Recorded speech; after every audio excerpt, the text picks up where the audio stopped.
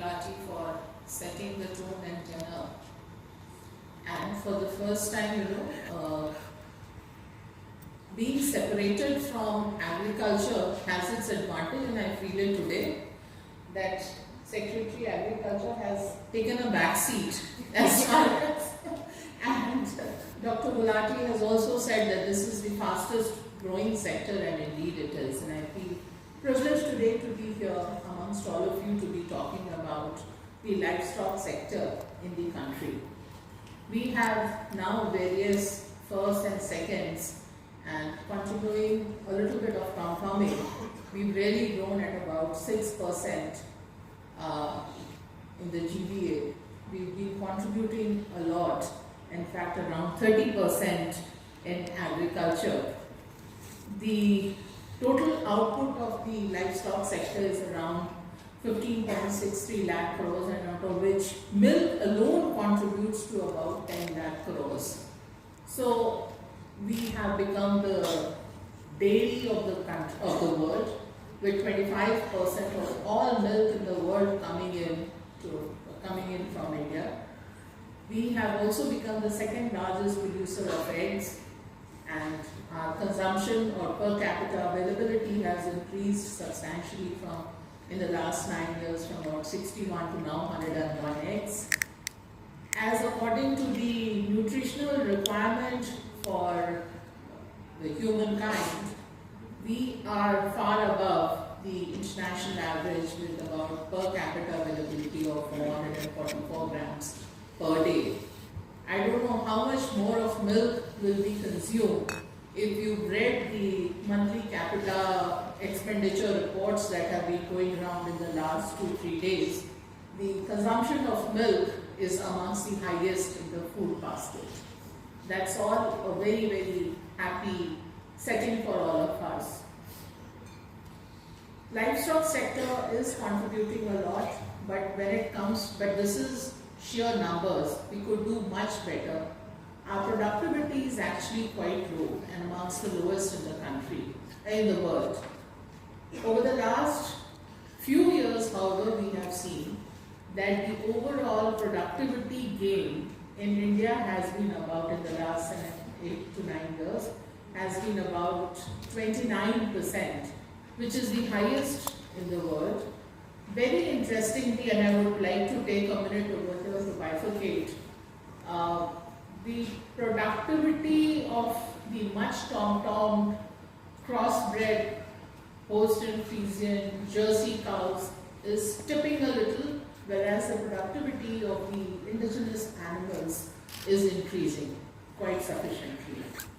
There is a lot of work that needs to be done as far as productivity is concerned, both in the poultry sector as well as our own milch animals.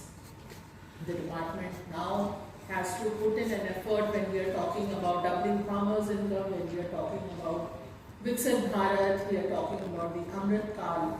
It cannot be business as usual as far as our productivity is concerned, and as far as the value addition to this entire crop is concerned. We have been following a small farmer, low input and low output model. The advantage of this model, it's a sustainable model. If any one of you in the room has followed the daily trends across the world, it has been a disaster.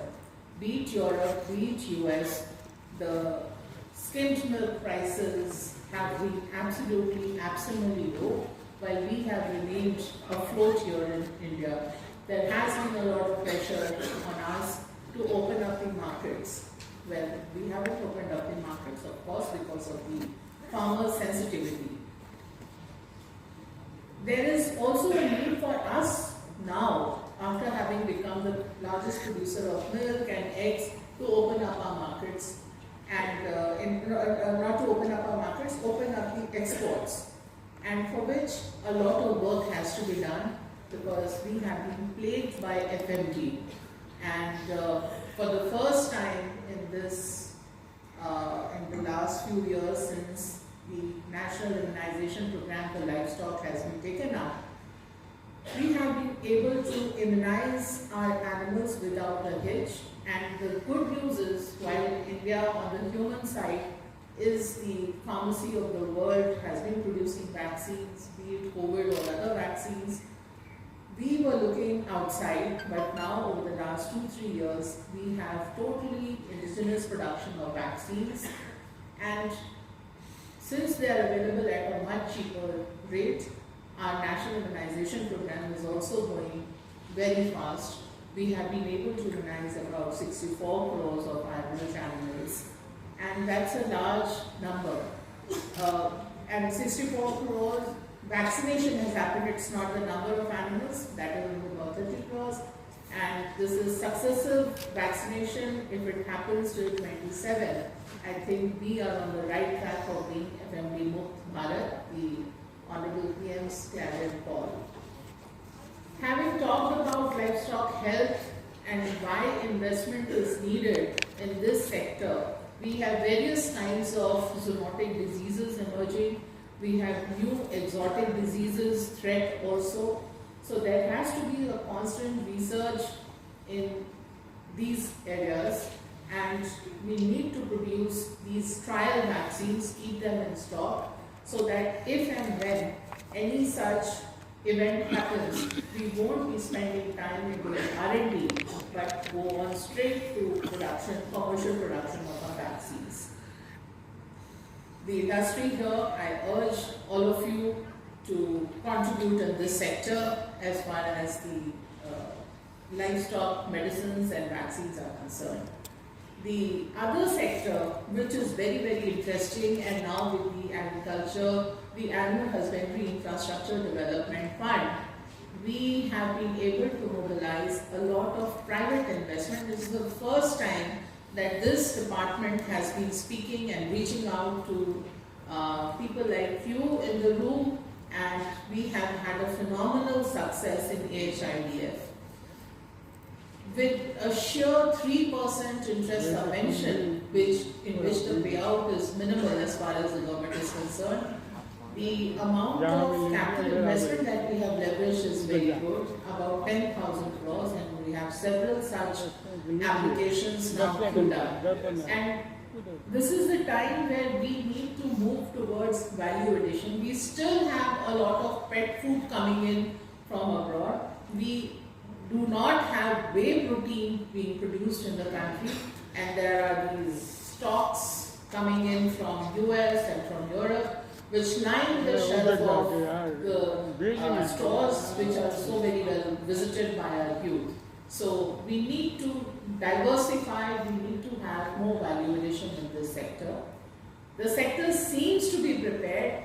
We no longer buy cheese when we go out of the country, except for some very specific and the fine kind of cheese, but good cheese available in the country. Protein-rich drinks are available in the country, yogurt, flavored yogurt, so on and so forth. And also in the meat export side, we need a lot of investment. We need investment as far as good quality processing houses are concerned.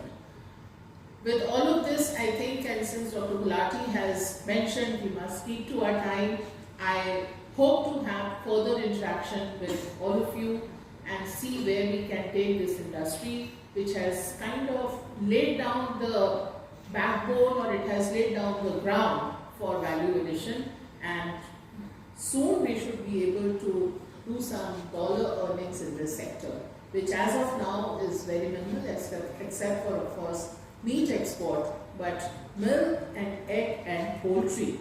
In fact, I must share with you that for the first time we have 36 compartments, disease-free compartments notified in the poultry sector. We have had a lot of private investment, and with disease-free compartments being notified, we have about 26 of them, many more lined up. I think again the roadmap for opening up trade, export will be a good initiative, and we look forward to your cooperation. So thank you, FICCI, for giving me this opportunity, and now Big Brother, I think Manoj will take over talking about agriculture.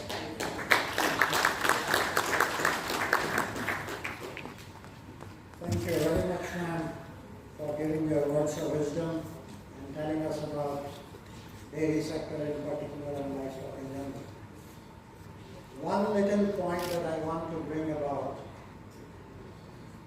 correct me if I'm off the mark. Milk production in India 22-23, the latest figure that I remember, was 230 million tons. बीच में anchor moderator Yes. उनको mic चाहिए mic Who already is table the पे रखे हैं second 6 one mic. in the queue? It's US at 103, 103, and we are at 230, 230. Wait. 1951, we were at 17, 17, and US was at 53, 3 times more. And today we are double, more than double of US, all done by smallholders. Average herd size is less than 4. Average herd size less than 4, and 70% of employment in the dairy sector is women. This is the wonder done by smallholders and women in particular. The challenge and the opportunity for the industry captains here. Of 230 million tons of milk, we are still processing only 20% of it.